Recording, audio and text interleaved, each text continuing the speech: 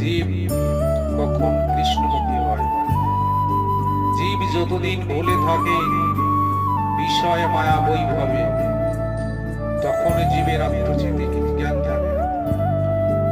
তবে কখন হলো, জীব যখন জানতে পারলো, জীব যখন বুঝতে পারলো আমি কে, কোথায় ছিলাম, কোথায় এসেছি, আবার কোথায় যাব, তখন জীবের কৃষ্ণমতি জন্মে, তখন জীবের আত্মসুখের জ্ঞান ফিরে আসে। চৈতন্য চরিতামৃতে বলিলেন, কেন মরে জানে তার পুত্রায়, ইয়া ভুলিয়া জীব কইছে।